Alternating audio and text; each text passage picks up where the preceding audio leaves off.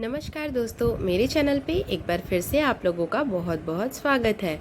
दोस्तों, मैं आप लोगों के लिए लेकर आई हूँ द्वितीय मूल्यांकन प्रपत्र कक्षा 9 के लिए सामाजिक विज्ञान के जो क्वेश्चंस है 20 क्वेश्चन सभी के आंसर। तो चलिए शुरू करते हैं। सही विकल्प का चयन कर कोष्टक में लिखें। तो मैंने आपको सही विकल्प ही इसमें बता दिए हैं और ऑप्शंस नहीं लिखे हैं, सो आप ऑप्शंस देख सकते हैं और मैं आप लोगों को सिर्फ सही आंसर्स बता दूंगी। फर्स्ट क्वेश्चन है, पालमपुर से निकटतम कस्बे का नाम क्या है? तो पालमपुर से निकटतम कस्बे का नाम है शाहपुर। अ नंबर जो है वो उसका राइट आंसर होगा। सेकंड है, हरित क्रांति क्या है? तो जिसका आंसर है कृषि में विकास। ऑब्वियसली आप सभी को पता होगा कि हरित क्रांति क्या है।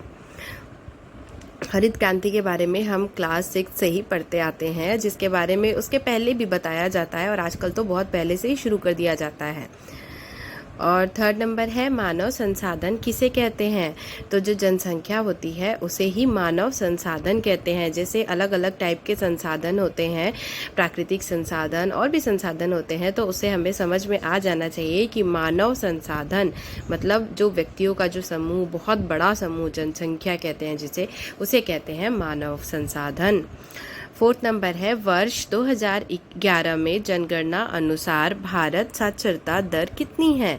तो भारत की साक्षरता दर 2011 वर्ष में जनगणना के अनुसार कितनी थी? तो उसका आंसर होगा ब नंबर 74.0%। इसमें 4 ऑप्शन दिए होंगे, उसमें से आप याद कर लीजिए। 2011 में जनगणना अनुसार साक्षरता जो दर थी वो 74.0% थी। उसके बाद फिफ्थ नंबर क्वेश्चन है, कर्क रेखा से गुजरती है।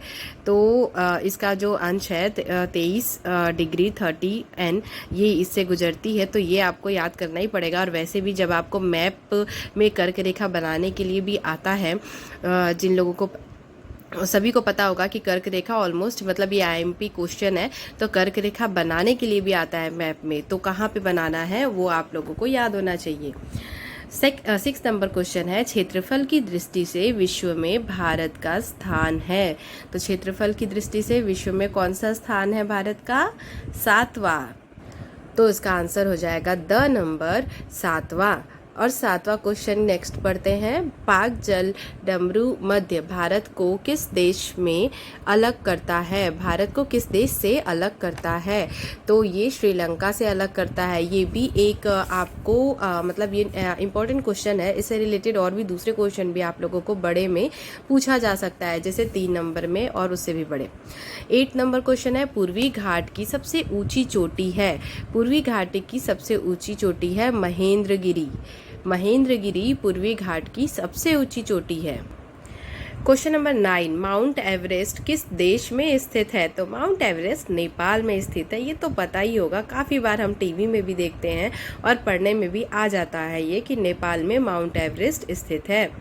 10वां नंबर क्वेश्चन, काली और तित्ता नदी के बीच स्थित हिमालय को जाना जाता है, किस नाम से जाना जाता है? नेपाल हिमालय। नेपाल हिमालय के नाम से काली और तित्ता नदी के बीच के स्थित हिमालय को जाना जाता है। 11वां नंबर, नर्मदा नदी का उद्गम स्थल है। नर्मदा नदी जो है वो कहाँ पे रहती है? ऑब्वियसली तो वो अमरकंटक से उसका उद्गम स्थल है। 12वां नंबर है, वुलर झील किस राज्य में स्थित है? तो उसका आंसर है द नंबर जम्मू और कश्मीर।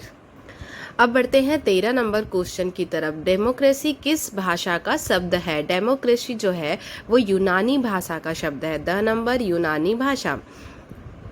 14 नंबर क्वेश्चन देख लेते हैं, चीन के संसद का क्या नाम है? तो चीन के संसद का नाम है द नंबर कांग्रेस।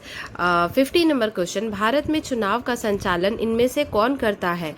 स नंबर चुनाव आयोग। हर बार आपको न्यूज़ में ये सब जगह देखते होंगे कि चुनाव आयोग जो है वो चुनाव का संचालन करने वाली है या गठन करने वाली है। मतलब चुनाव होने वाला है तो चुनाव आयोग जो है उसने ये किया वो किया। न्यूज़ में कई बार आप लोग पापा लोग सुनते होंगे तो सुना होगा आपने। तो ये चीज़ दिमाग में हमेशा बैठी रहनी चाहिए, क्योंकि ये सारे क्वेश्चंस पूछे जाते हैं बड़े उस पे भी। तो चुनाव, भारत में चुनाव का संचालन चुनाव आयोग करता है। उसके बाद 16 नंबर क्वेश्चन, संविधान सभा में कुल कितने सदस्य थे? तो 299। 17 नंबर क्वेश्चन, नेल्सन मंडेला को जेल से कब छोड़ा गया? तो आप लोगों को बता दूं कि नेल्सन मंडेला को जेल से 1990 में छोड़ा गया था, जो कि आपके ऑप्शन में नहीं दिया है। एक भी ऑप्शन जो है वो सही नहीं है चारों में से। तो आप इसके आंसर में नीचे लिख सकते हैं कि कोई ऑप्शन सही नहीं है, या फिर आप टीचर से पूछ सकते हैं या उसे छोड़ भी सकते हैं। जब क्वेश्चन का आंसर जो आंसर ऑप्शन में नहीं दिया रहता है तो हम उसे छोड़ भी देते हैं, तो उसके एक्स्ट्रा मार्क्स मिल जाते हैं। 18 नंबर क्वेश्चन, संविधान सभा की पहली बैठक कब हुई? तो संविधान सभा की पहली बैठक हुई थी नवंबर 1946 में। इसका आंसर होगा ब नंबर। 19वां नंबर क्वेश्चन, देश का सर्वोच्च कानून है? तो देश का सबसे बड़ा कानून जो होता है वो संविधान होता है। हमारे संविधान के अनुसार ही सारी चीज़ें होती हैं। तो देश का सर्वोच्च कानून जो होता है वो कौन सा होता है? संविधान। उसके बाद क्वेश्चन नंबर 20, गोल्ड कोस्ट किस देश का पुराना नाम था? तो गोल्ड कोस्ट जो है वो घाना नाम के मतलब देश का पुराना नाम था। तो अ नंबर इसका आंसर होगा, करेक्ट आंसर।